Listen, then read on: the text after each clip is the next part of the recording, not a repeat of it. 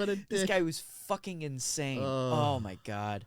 And then I was supposed to do a second run with him, and that was going to be a run on my own. And the first show, we're in Austin, right? First show is in Mississippi. And all he can guarantee me is $75 that I'm splitting with another person. To fucking drive to Mississippi. It was 9 hours, dude. Like, I'm like, $75, Ron? Right. Like, help me out. What a dick. And I told him no, and he's like, well, you're never working with me again. I'm like, I know I'm never working with you again. Cooler than the polar bear. Born in the game. Wound up getting roped into, oh God, have you ever heard of the Comedy Brewery Tour? No. So I wound up doing this thing, the Comedy Brewery Tour a little bit in 2018, and that was a wild fucking trip. And is it all around like Texas, Austin? It's all around the country. Oh shit. But it was a good first year. I feel like I learned a lot. But yeah, okay, so Comedy Brewery Tour.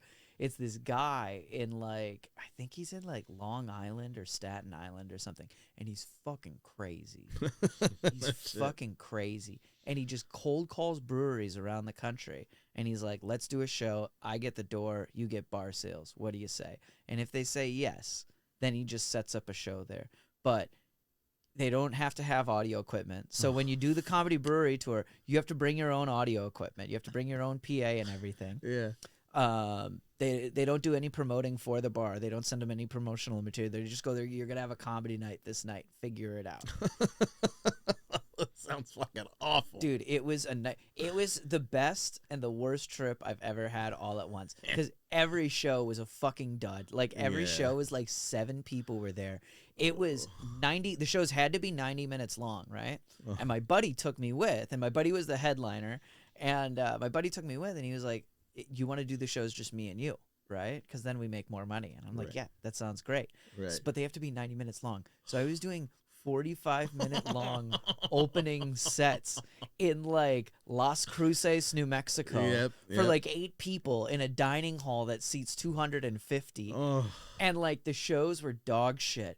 But we were in New Mexico and Colorado for like a week. And I was like off work. So I was just like smoking weed all day and going on hikes and then doing these bum ass shows.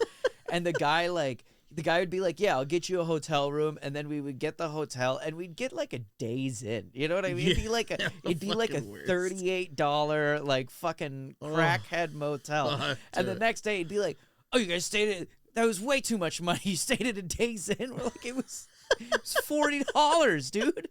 Give us the $40. One of the shows we did was in Grant, New Mexico, which is literally middle of nowhere, like bodies in the desert, New Mexico.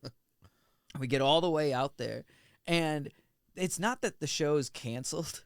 The bar is out of business. There's like a fence that's like chained up from the outside and padlock. You can't even get in, and the place is completely shut down. And we call Ron, and he's like, oh yeah, I guess I closed 3 weeks ago. It's like, cool, dude. Fucking awesome. So dude, we drive back to Albuquerque because that's where the next show is. And we stopped at a casino on the way back from Albuquerque, and I won like $90 on the slots in the casino, right?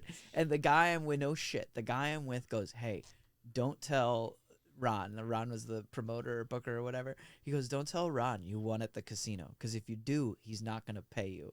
Because he'll say, yeah, you didn't do the show, but if you wouldn't have went all the way out there, you wouldn't have went to the casino and won that money.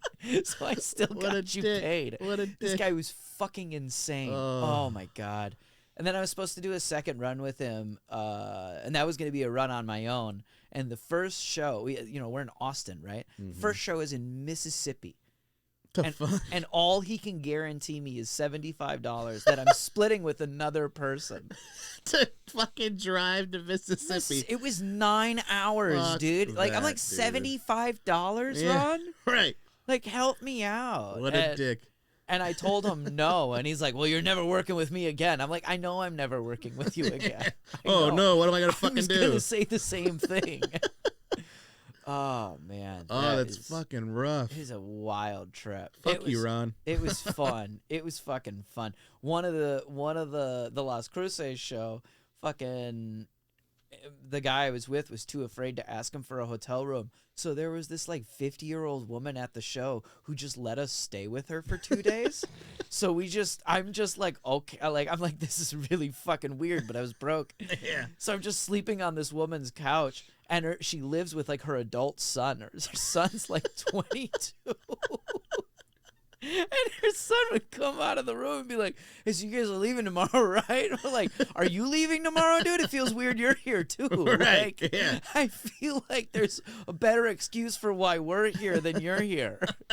What was the name of the spot in Las Cruces? Like, it was like Pikachu. Oh, there's a mountain. Picacho. It was Picacho Brewery. Yeah, that's a fucking huge room. Yeah.